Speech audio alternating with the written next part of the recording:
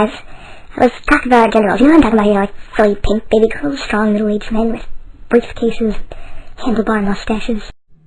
Hey, I got a question. So, what do you think of when you think about femininity? Is it this?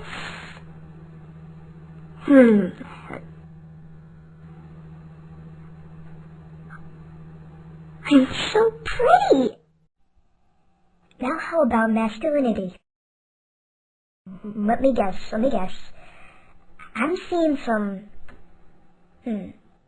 cropped haircut. Blue eyes? Muffles for sure. Wait a second. John C.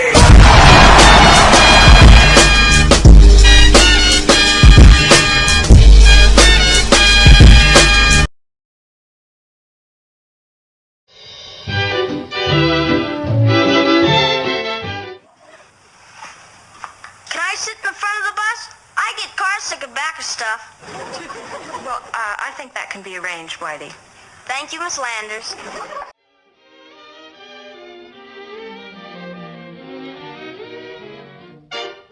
I'm home, honey. How was your day, honey? Oh, my day was great. I had such a great time with the children and the knitting. I made you a sweater. Uh-huh.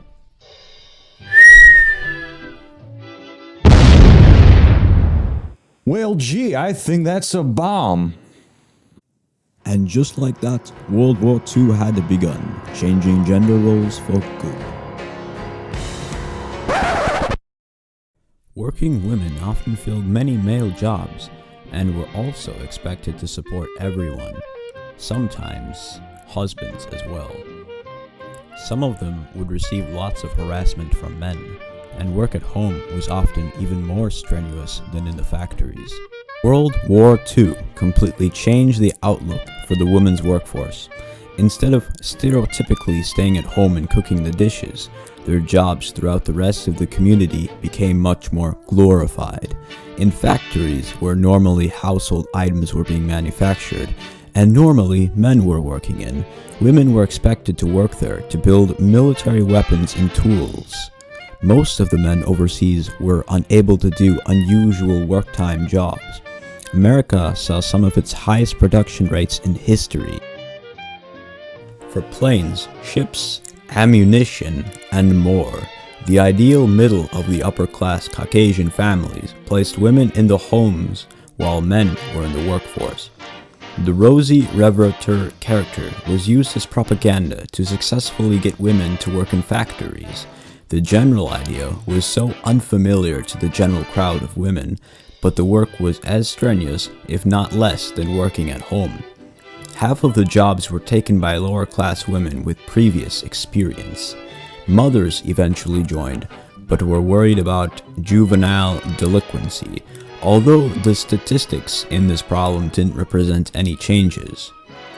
Women were expected to keep a job and take care of all the housework, counting and raising the children. By 1945, women made up to 1/3 of the entire workforce. Temporary 1950s, many women returned to their usual housework. The lower class who stayed continued the pathway towards women's freedom. Before the Great Wars, nursing was the only job available in war efforts. Eventually, many women aided men in combat overseas. 400,000 American women served in many different ways and occupations, including Army Nurse Corps, Navy Nurse Corps, Navy Coast Guard, Marine Corps Women Reserves, Women Air Force Service, and American Red Cross. Their participation in the workforce was not appreciated at first, but with resentment. It's important to note that without women's contribution, it was likely that the Allies could have lost. Male roles included teasing women, returning women to their proper place, and sometimes they even took advantage of their wives and kids if they lost their job. Female sexuality became a real issue. As for the children, childhood life was short, and teenagers were expected to find jobs quite early. The mothers' movement was officially established between the 1930s and the 1940s. They were against the war, and the leaders included Elizabeth Dooling, Catherine Curtis, and Lear Clark Van Hinning. So I was at the mall the other day, and I was like, there's this cute new pair of shoes. They were like $3,000. I bought them, and they were like totally cute. And then my friend, she had a puppy, and the puppy had a puppy, and it was so adorable. Like, you don't even believe. And Cool like, story, now go make me a sandwich.